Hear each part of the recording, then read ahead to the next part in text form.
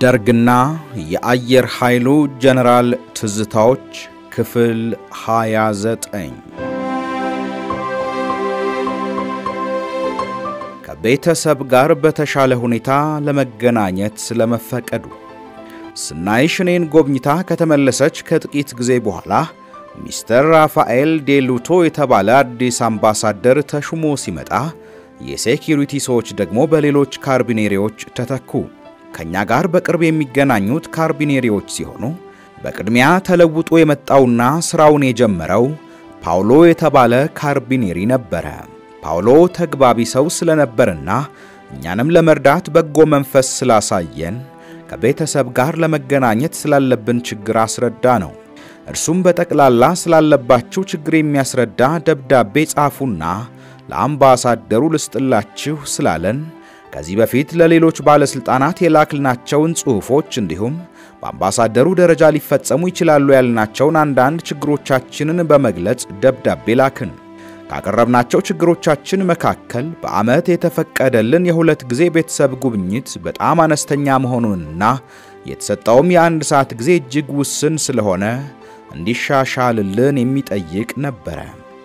አምባሳደሩም በሰጠው መመሪያ የቤተሰብ ጉብኝት እንዳስፈላጊነቱ እንደሚሻሻል እንግዶቹም የሚቆዩበትን ጊዜ ማራዘም እንደሚቻል ገልጾ የአፈጻጸሙን ኃላፊነት ለካርቢኔሪዎቹ ሰጠ።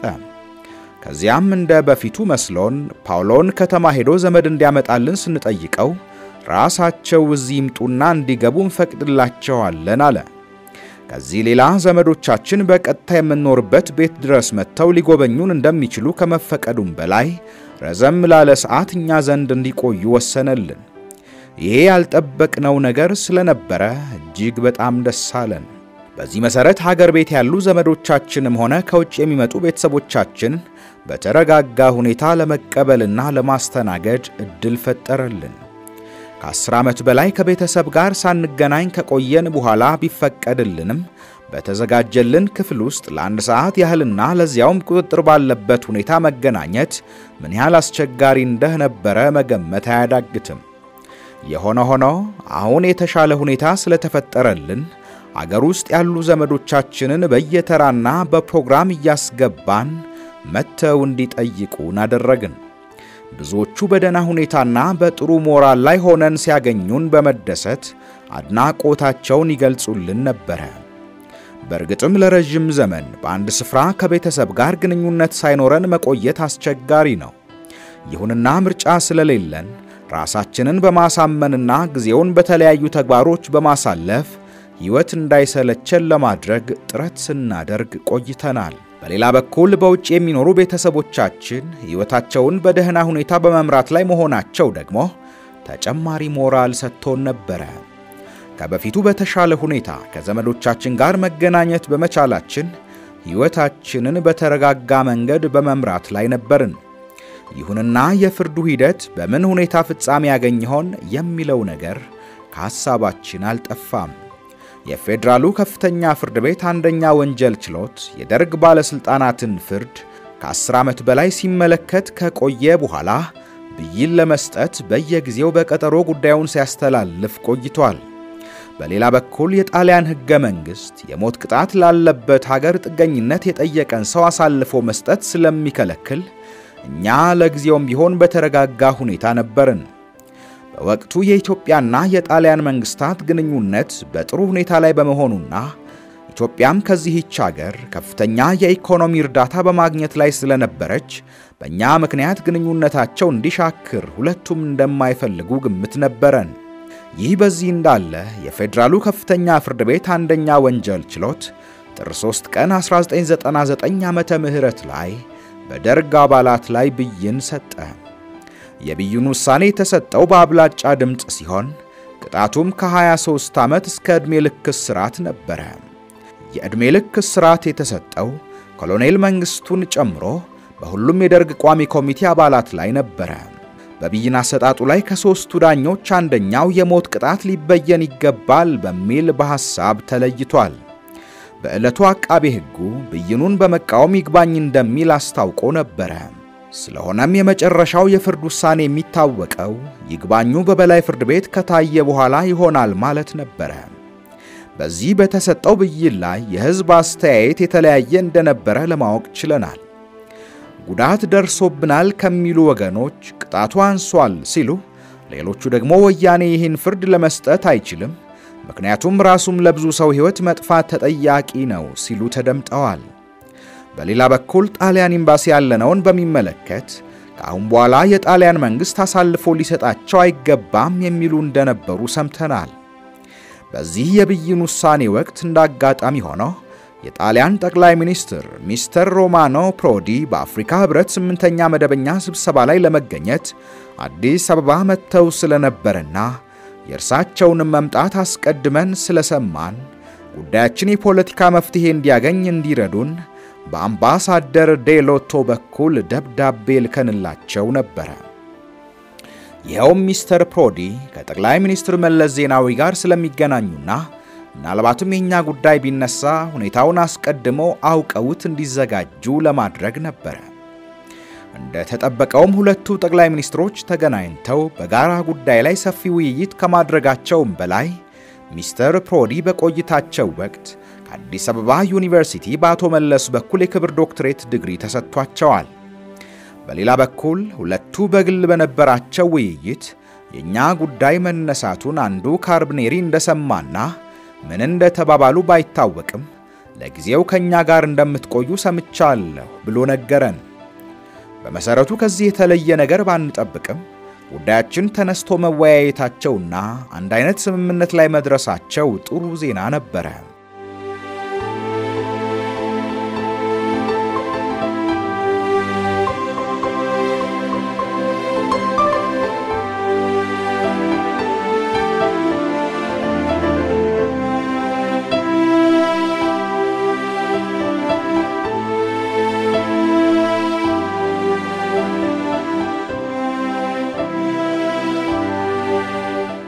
ልጅ አለማየሁ ለአርሚ አገልግሎት የፈረመው ለ4 ዓመት ኮንትራት ሲሆን 3ቱን ዓመት ጨርሶ የመጨረሻው ዓመት ላይ ወደ ውጊያ ግንባር መሄዱ በጣም አሳሰበን። ከዚያም የ1 ዓመት አገልግሎቱን ጨርሶ ሊመለስ ነው እያልን ስንጠባበቅ የመቆያ ጊዜው ለተጨማሪ 1 ዓመት እንዲራዘም ስለተወሰነ ሌላ ሐሳብ ላይ ጣለን። የሆነ ይሄን ተጨማሪ ዓመት ጨርሶ እንደተመለሰ ከሚሊተሪው እንደሚወጣ ስለነገረን ቀሪውን ጊዜ በደህና ጨርሶ እንደሚመለስ ተስፋ በማድረግ መጠባበቅ ጀመርን። በሌላ በኩል ስናይሽ ለሁለተኛ ዲግሪ ወይም ለማስተርስ ፕሮግራም ተመዝግባ ትምህርቷን መቀጠሏን ሰማው። ስራዋን እየሰራች ትምህርቷን ለመማር መወሰኗ ከባድ ጫና ቢያስከትልባትም ራሷን ለዚህ በማዘጋጀቷ አደነቅኳት። ብሩክታዊትም በታዋቂው ብራውን ዩኒቨርሲቲ ከገባች በኋላ ትምህርቷን በጥሩ ሁኔታ በመከታተል ላይ እንደነበረች በማወቄና ሁሉም ልጆቻችን በደህና የህይወት ጎዳና ላይ በመገኘታቸው ደስ አለኝ። ስናይሽ የሁለተኛ ዲግሪ ትምህርቷን ካጠናቀቀች በኋላ ለማግባት መወሰኗን ሰማው። በታሪክ አጋጣሚ ሆኖ የመጀመሪያ ልጄ ስታገባ በሰርጓ ላይ ለመገኘት ባለመቻሌ ለኔም ሆነ ለቤተሰቦቻችን አሳዛኝ ነበር። ያለማየሁን ከሰራዊቱ መሰናበት ሁላችንም በጉጉት ስንጠብቅ ነበር። አሁን እሱም ከኢራቅ ተመልሶ ሐዋይ መገኘቱንና የመልቀቂያ ፎርሞችን መሙላት ላይ እንደሆነ ፎርማሊቲውን ጨርሶ ታህሳስ 16 2000 ዓመተ ምህረት ላይ ማለትም በዲሴምበር 26 2007 እና አልማዝ ዘንድ እንደሚደርስ መስማቴ በጣም ደስ አለኝ። ጋብቻዋን ከፈጸመች ከጥቂት ጊዜ በኋላ ስናይሽ እኔን ለማየት ግንቦት ወር 2000 ዓመተ ምህረት ላይ እንደምትመጣ መልእክት ደረሰኝ። እንደሚታወሰው በመጀመሪያ ጉብኝቷ ጊዜ እኔን ለማግኘት የቻለችው በመመለሻው ዕለት ለ1 ሰዓት ያህል ብቻ ነበር። ግንኙነታችንም ጥድፊያ የተሞላበት ነበር። አሁን ስትመጣ ግን ሁኔታዎች በጣም ስለተሻሻሉ በረጋ መንፈስ ተገናኝተን ለመጫወት የምንችልበት ሁኔታ ተፈጥሮ ነበር። ስናይሽ የረፍት ጊዜዋን ጨርሳ ለመሄድ ቀናት ሲቀራት በግንቦት 18 2000 ዓመተ ምህረት ላይ የፌደራሉ ከፍተኛ ፍርድ ቤት የይግባኝ ሰሚ ችሎት ልዩ አቃቤ ሕግ ያቀረበለትን የይግባኝ ጥያቄ ተመልክቶ የሰጠው ውሳኔ ምሽት ላይ በዜና ተነገረ። ይሄውም ይግባኝ ሰሚ ችሎቱ የፌደራሉ ከፍተኛ ፍርድ ቤት አንደኛ ወንጀል ችሎት በኮሎኔል መንግስቱና በ17 የደርግ ቋሚ ኮሚቴ አባላት ላይ ያሳለፈውን የዕድሜ ልክ እስራት ፍርድ በመቀልበስና ተከራካሪዎቹ ያቀረቡትን የቅጣት ማቅለያ ሐሳብ ውድቅ በማድረግ በሁሉም ላይ የሞት ቅጣት ፈረደ። ይህን ዜና ስናይሽ ስትሰማ እጅግ በጣም ደነገጠች። እኛም በተቻለ መጠን ለማረጋጋት ሞከርን።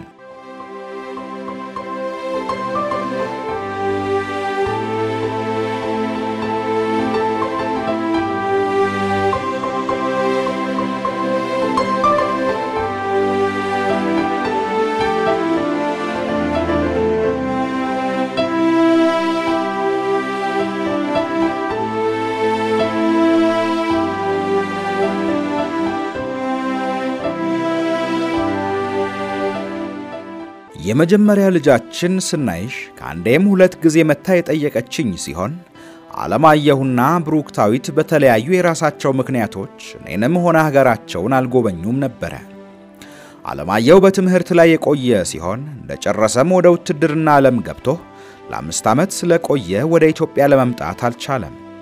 ብሩክታዊት ደግሞ በትምህርት ላይ ስለነበረች ቤተሰብ ካላመጣት በስተቀር በራሷ አቅም የትራንስፖርት ወጪዋን የምትሸፍንበት መንገድ አልነበረም። አለማየሁና ብሩክታዊት ወደ ኢትዮጵያ ቢመጡ እኔን ከማየታቸውም ሌላ ሀገራቸውን በመጎብኘት ስለማንነታቸው ግንዛቤ ያገኛሉ የሚል ጽኑ እምነት ነበረኝ። በተለይ ብሩክታዊት በሕፃንነቷ ወደ አሜሪካ በመሄዷና ቋንቋውንም በመርሳቷ ስለ ሀገሯ ያላት ዕውቀት ዝቅተኛ ይሆናል የሚል ግምት ነበረኝ። ስለሆነም አልማዝ በ2001 ዓመተ ምህረት ውስጥ ከአለማየሁና ከብሩክታዊት ጋር ወደ ኢትዮጵያ ለመምጣት ማቀዷን ስትነግረኝ በሐሳቤ ውስጥ የነበረውን ሁኔታ ስለሚያሟላልኝ በጣም ደስ አለኝ። በተለይ አለማየሁን ከ18 ዓመት በኋላ ብሩክታዊትን ደግሞ ከ16 ዓመት በኋላ ለመጀመሪያ ጊዜ ስለማያቸው ልዩ ስሜት አደረብኝ። ስለሆነም ይሄን ጉብኝት የተሳካ ለማድረግ ካርቢኔሪዎቹን አስቀድሜ በማሳወቅና ለኔ ያለውን ትርጉም በማስረዳት ለየት ያለ ፕሮግራም እንዲያቅዱልኝ ጠየቅኩኝ። ይሄውም በአመት ውስጥ የሚፈቀድልን ጉብኝት 3 ብቻ ስለነበረ ከብዙ ዓመት ቆይታ በኋላ ለመጀመሪያ ጊዜ የሚመጡትን ልጆቼን ለማየት እንድችል ብዙ ጊዜ ቢያንስ በሳምንት 1 ቀን መግባት እንዲፈቀድላቸው ለማግባባት ሞከርኩኝ። በመሆኑም ካርቢኔሪዎቹ በተለይም ጁሴፔ ማዮ የተባለው እንደሚተባበር ቃል ገባልኝ። ከዚያም ፕሮግራሙን ለማሳካት እንዲረዳኝ የሚመጡበትን ጊዜ አስቀድመህ አሳውቀኝ ስላለኝ ስለሚመጡበት ጊዜ ከአልማዝ ጋር በመወያየት ቀኑን ወሰንን። ጉዟቸውን ለማቀድ አንደኛ ብሩክታዊት የዓመቱን የትምህርት ጊዜ የምትጨርስበትን ወቅት መጠበቅ እንደሚያስፈልግና እርሷም የዓመት ረፍቷን ከዚህ ጋር ለማቀናጀት እንደምትሞክር፣ አለማየሁ ደግሞ የጀመረውን የማስተርስ ፕሮግራም ሳያደናቅፍ የመምጫውን ጊዜ ከነርሱ ጋር ለማቀናጀት እየሞከረ እንደሆነ ገለጸችልኝ። በዚህ መሰረት አልማዝና ብሩክታዊት ሐምሌ 27 2001 ዓመተ ምህረት በኢትዮጵያ አየር መንገድ አዲስ አበባ እንደሚደርሱና ለ3 ሳምንት እንደሚቆዩ፣ አለማየሁ ደግሞ ከ5 ቀን በኋላ በሉፍታንዛ አየር መንገድ እዚህ እንደሚደርስና ለ2 ሳምንት እንደሚቆይ ታወቀ። ይህንኑ ፕሮግራም ለካርቢኔሪው ስነግረው አመች ወቅት ስለሆነ ምንም ችግር እንደማይኖር አረጋገጠልኝ። በሌላ በኩል ውጭ የሚኖሩ እህቶቼ ሂሩት፣ ኤልዛቤትና መዓዛ እንዲሁም የእህቴ ልጅ አዜብ እና አልማዝ በሚመጡበት ሰሞን ስለሚመጡና እኔንም ለማየት ስለጠየቁ እንደገና ካርቢኔሪውን ማስቸገር ነበረብኝ። ባለንበት ሁኔታ ቤተሰባችንን ለማየት ለመደበኛ እስረኛ የሚፈቀደው መብት እንኳን ስላልተሰጠን በአቅራቢያችን ከሚገኙት ካርቢኔሪዎች ጋር መነጋገር አስፈላጊ ነበር። የሆነ ሆኖ በወቅቱ የነበሩ ሰዎች ደጎች ስለነበሩና አሁንም ለጥያቄ አወንታዊ መልስ ስለሰጡኝ በቅድሚያ ሂሩትና ኤልዛቤት ከባለቤቶቻቸውና ከልጆቻቸው ጋር መጥተው ጠየቁኝ። አሜሪካ የሚኖሩት ሂሩትና ባለቤቷ አቶ አልታዬ ለረጅም ጊዜ ወደ ሀገር ቤት መጥተው ስለማያውቁ እኔን ካዩኝ ብዙ ዓመት አልፏቸው ነበር።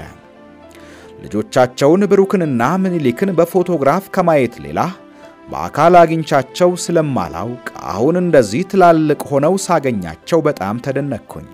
የመጀመሪያ ልጃቸው ብሩክ በበርክሌ ዩኒቨርሲቲ የተማረ መሆኑን፣ ሁለተኛው ምኒልክ የሁለተኛ ደረጃ ትምህርቱን በመጨረስ ላይ እንደሆነ ነገሩኝ።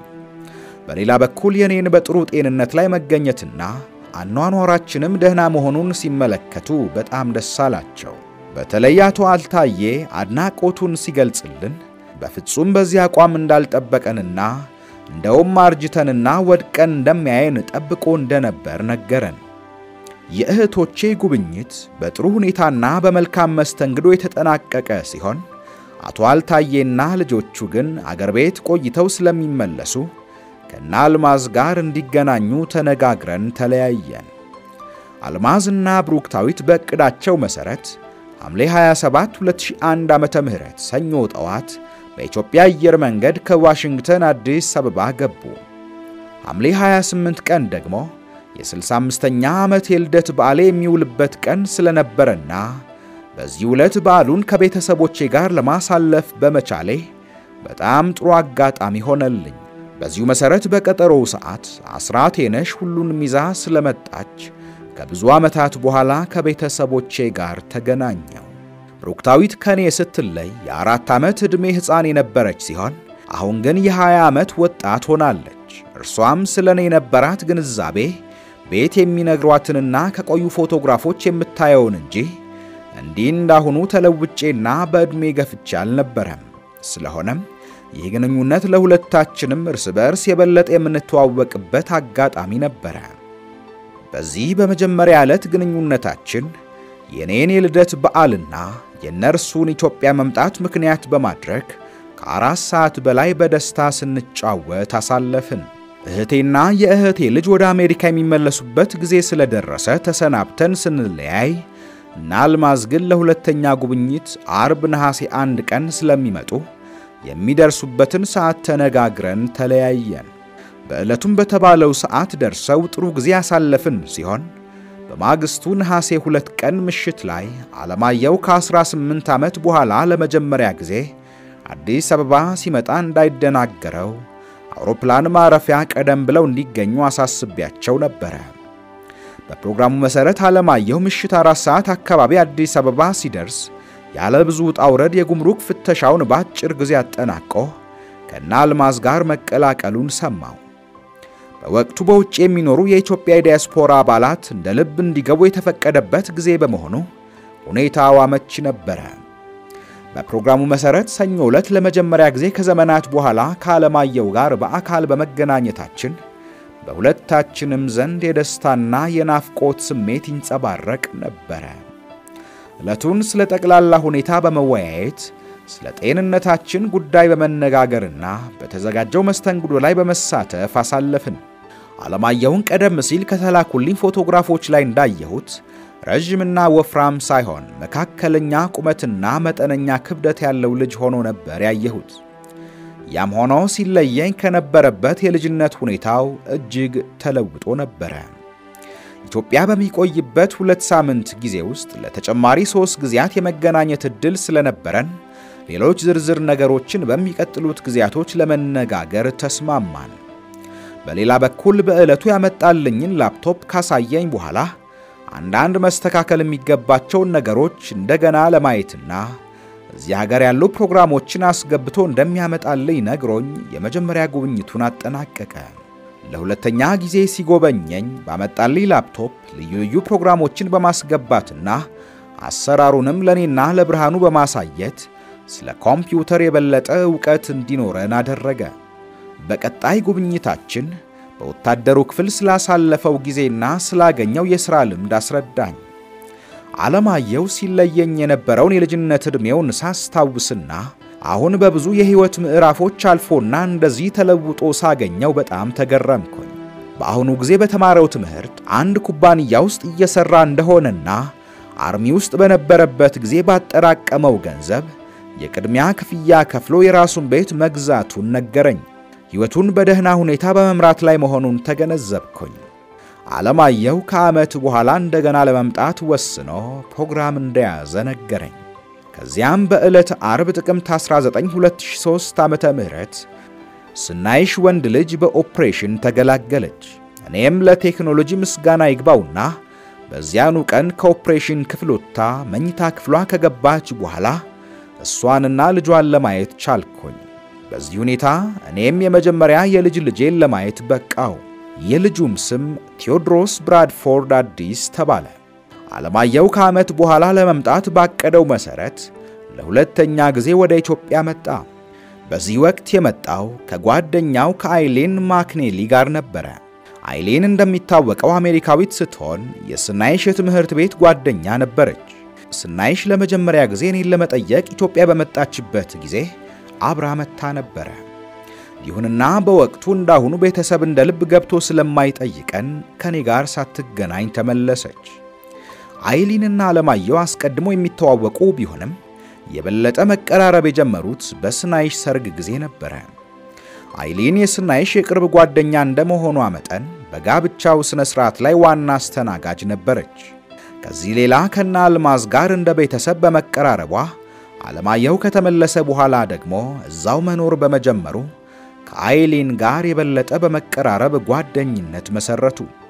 ከዚህ ጊዜ ጀምሮ ያልተለያዩ ሲሆን በኋላም አለማየሁ ቤት ገዝቶ ሲወጣ አብረው መኖር ጀመሩ። አለማየሁና አይሊን ወደ ኢትዮጵያ የመጡት ታኅሳስ 7 2003 ዓመተ ምህረት ሲሆን እዚህ ለእረፍት የሚቆዩት ለ15 ቀናት ብቻ ነበረ። በዚህ ቆይታቸው ሊከተሉት የሚችሉት አንድ ቀለል ያለ ፕሮግራም እንድናዘጋጅላቸው በጠየቁን መሰረት መጀመሪያ እኛን መተው ከጠየቁን በኋላ ከአዲስ አበባ ውጪ የላሊበላን ውቅር አብያተ ክርስቲያናትን እንዲሁም የሐዋሳና የወንዶ ገነት መዝናኛ ስፍራዎችን እንዲጎበኙ ፕሮግራም አወጣንላቸው። በአሁኑ ጉብኝት አለማየሁ የተረጋጋ በመሆኑ እንደ መጀመሪያው ጊዜ በሁለታችንም ዘንድ ስሜታዊነት አልነበረም። ለሁለተኛና ለመጨረሻ ጊዜ አለማየሁና አይሊን እኔ ዘንድ በመጡ ጊዜ እህቴ ኤልሳና ባለቤቷ ሙልጌታ ለእረፍት አዲስ አበባ መተው ስለነበረ አብረው መጡ እና አለማየሁ በኢትዮጵያ በተለያዩ ስፍራዎች ያደረጉትን ጉብኝት በቪዲዮ ቀርጸው ስላመጡ ፊልሙን በቴሌቪዥን አሳዩን።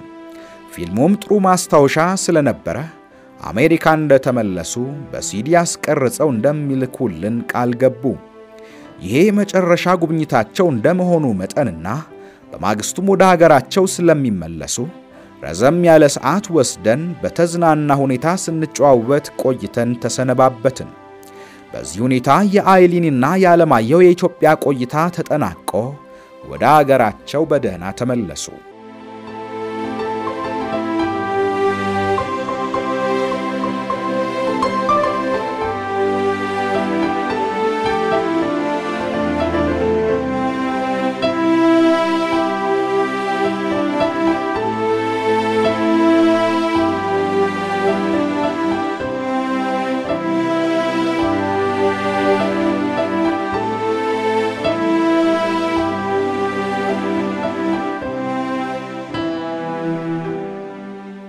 የግል ቤታችን ሁኔታ በአገር ቤት ለረጅም ጊዜ ጥረት ሲደረግበት የቆየውን ቤታችንን የማስመለስ ጉዳይ በኮሎኔል ታደሰ ላቀው በኩል እንደገና ለማንቀሳቀስ ተሞከረ።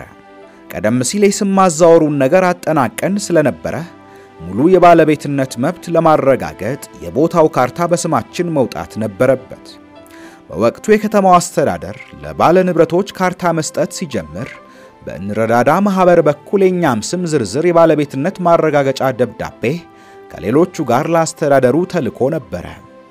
በዚህ ረገድ በተለይ የኛን የባለቤትነት መብት ለማረጋገጥ ከእንረዳዳ ማህበር ዶክሜንቶችን በማሰባሰብ በከተማ ልማትና በኪራይ ቤት መስሪያ ቤቶች ሳይሰለች በመዘዋወር ሁኔታዎች እንዲስተካከሉ ለማድረግ ኮሎኔል ታደሰ ያደረገው ጥረት የማይረሳ ነው። ማህበሩ በላከው ደብዳቤ መሰረት ካርታውን ለመረከብ ባለቤቶቹ በአካል መገኘት ያስፈልጋቸው ይሆናል ብለን ስንሰጋ አስራቴነሽ የነበራትን ውክልና መስሪያ ቤት ተቀብሎ ካርታውን አስረከባት። ይሄ በሆነ ጊዜ እኔም ሆንኩ አልማዝ የተሰማን ደስታ ልዩ ነበረ። ከዚህ በኋላ የሚቀረን ቤት ውስጥ ያሉትን ሰዎች እንዲለቁልን በሕግ መጠየቅ ነበረ።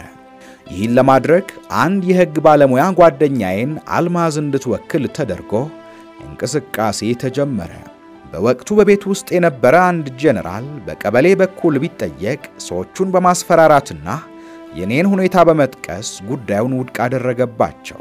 አሁን የቀረን ወደ ፍርድ ቤት ሄዶ ክስ መመስረት ስለነበረ ነገሩን እንዴት እንደምንጀምረው እያልን ስናጠና ጄኔራሉ ቤቱን ለሌሎች አስረክቦ ወጣ።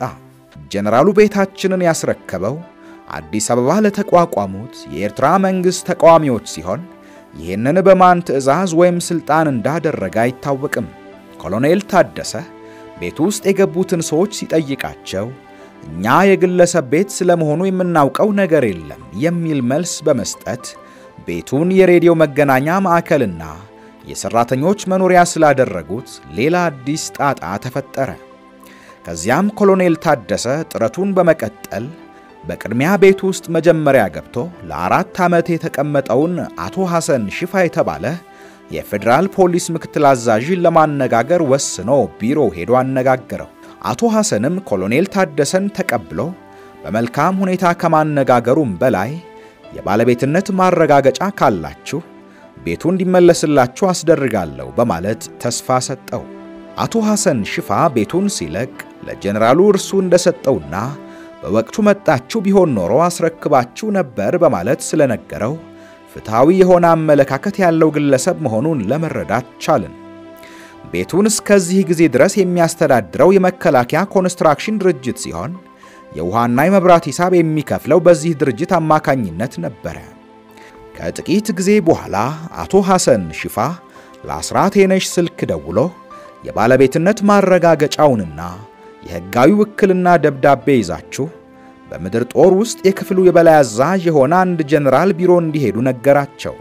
ከዚያም ኮሎኔል ታደሰ ማስረጃዎቹን በሙሉ ይዞ የተባለው ቢሮ ሲደርሱ ጀነራሉ በጥሩ ሁኔታ ተቀብሎ ማስረጃዎቹን ከተመለከተ በኋላ ቤቱን ለሕጋዊ ተወካይዋ ለወይዘሮ አስራት የነሽ እንዲያስረክብ መስከረም 24 2000 ዓመተ ምህረት በተጻፈ ደብዳቤ የበታች ክፍሉን አዘዘ።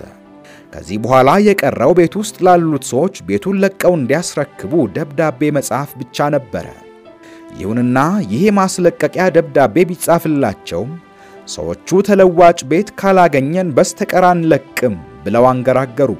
ስለሆነም ኮሎኔል ታደሰ የገጠመውን ችግር ለአቶ ሐሰን እንደገና ስላስረዳ በእርሱ ድጋፍ ለሰዎቹ ሌላ ቤት ተሰጥቷቸው ቤታችንን የካቲት 30 2000 ዓመተ ምህረት ኮሎኔል ታደሰ ተረከበ።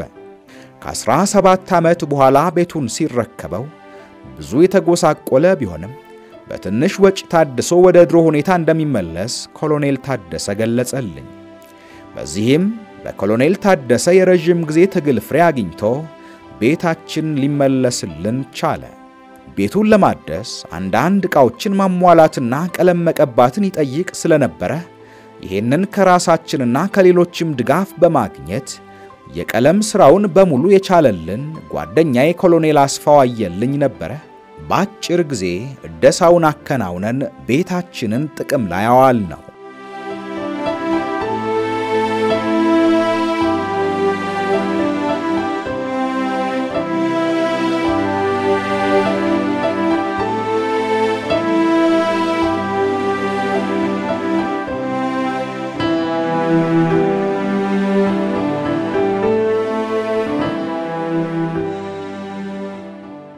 ውድ የኢትዮሜዳ ቤተሰቦች በምርጥ ገጾች የጀመርንላችሁ ታሪክ የመጨረሻ ክፍል በቀጣይ ፕሮግራማችን የሚቀርብ ይሆናል። ቻናላችንን ሰብስክራይብ፣ ላይክ፣ ሼር እንድታደርጉ ሐሳብና አስተያየቶቻችሁንም እንድታጋሩን በአክብሮት እንጠይቃለን።